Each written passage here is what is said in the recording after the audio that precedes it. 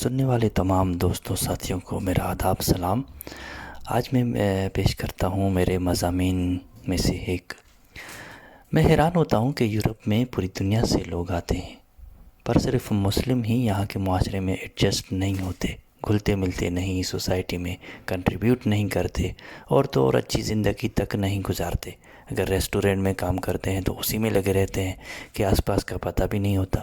ہمارے قریب ایک ریسٹورنٹ تھا، وہاں کوئی پاکستانی کام کرتے تھے۔ ہم نے ایک دن ان سے پوچھا کہ کیا یہاں کوئی اسٹرابیریز کے فارم یا بیچز کوئی ہے؟ وہ 30 سال سے یہاں ہیں اور ان کو معلوم نہیں۔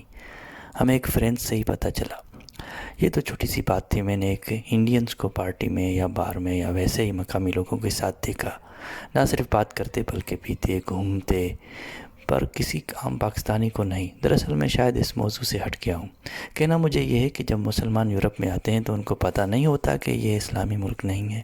یہاں پر شراب بھی پی جاتی ہے، جو کہ ماڈریشن میں پی جائے تو صحت دل و دماغ کے لیے فائدہ مند ہے، جو کہ زندگی کو ایک سرشاری کی قیمت میں دنیا کی خوبصورتی کو دیکھنے کا اپنا ہی ایک انداز پیش کرتی ہے۔ انسان زندگی کے اسرار کو جاننے کی، مزید تک و دو میں لگنے کی خواہش محسوس کرتا ہے۔ لوگ صاف ستھرا گوشت کھاتے ہیں جن کو یہ حرام سمجھتے ہیں، اور یہ لوگ حلال حرام کا چکر شروع کر دیتے ہیں، جو ایک بنیادی بزنس کی ہی ایک قسم ہے۔ شاید کچھ عقیدت کی وجہ سے بھی بالکل کرتے ہوں، اور اس میں کوئی برائی نہیں ہے۔ اسکولوں میں انسانیت کی تعلیم دی جاتی ہے، کسی خاص مذہب کی نہیں، تو پھر یہ اپنی مسجدوں میں تبلیغ کر کے معصوم بچوں اور ناواقف بے شعور لوگوں کا اور دماغ خراب کرتے ہیں۔ کچھ تو جا کر معصوم انسانوں پر حملہ کر دیتے ہیں، کچھ لڑکے لوگوں پر جو چھری چلانے لگتے ہیں۔ لباس موسم کے مطابق پہنا جاتا ہے، اور یہ لوگ اپنا پرانا سا توب، شلوار قمیص، اور سخت گرمی میں بھی برقع، حجاب وغیرہ پہنتے ہیں۔ ان کے لباس کو بے حیائی والا سمجھتے ہیں۔ یہاں کے جو لباس ہیں بلکہ یہ تو ان سے اخلاق میں صدیوں آگے ہیں۔ یہ سمجھ چکے ہیں کہ گھٹیا سوچ ہے یا بے حیائی والی سوچ اور ریپ والے واقعات انسانی جبلتوں اور ضرورتوں کو زبردستی کو چلنے سے پیدا ہوتی ہیں۔ ایسے اچھے اور موسم کے مطابق لباس کو نایاب کرنے اور انسانی جسم کو چھوٹی سوچ کی وجہ سے چھپانے، اور اس لباس اور کاموں کو نایاب انداز سے فرسٹریشن بڑھتی ہے اور گھٹیا سوچ پروان چڑھتی ہے۔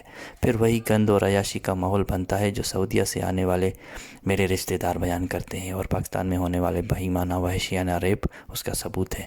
قبروں سے لاش نکال کر ریپس اور گھروں میں ہونے والے ماریٹر اور انسیسٹیل ریپس اس ماحول کو عیاں کرتے ہیں، جو کہ غیر عقلی اور مذہبی جذباتیت کی بنا پر رائج کی گئی پابندیوں کی وجہ سے ایسے واقعات کو جنم دیتی ہیں جو رپورٹ تک نہیں ہوتے۔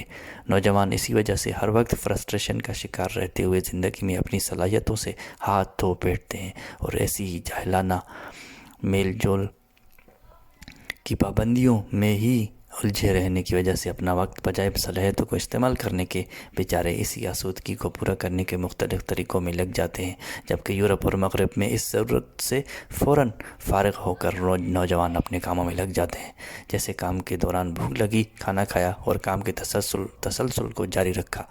پر مسلمانوں کے بھیجے میں ایسا فلسفہ، ایسی عقلانہ اور سمجھدارانہ سمجھ گھستی ہی نہیں، اور الزام لباس کو دیتے ہیں، آزادانہ ماحول کو دیتے ہیں، اور اپنا بیوقوفانہ فلسفہ نہ صرف ہر جگہ گھسانے کی کوشش کرتے ہیں بلکہ دوسروں پر بھی اپنی مد خارج سوچ کو تھوپنے کی کوشش کرتے ہیں۔ پھر مظلومیت کا ڈرامہ تو ان کا سب سے پرانا ہتھیار ہے ہی۔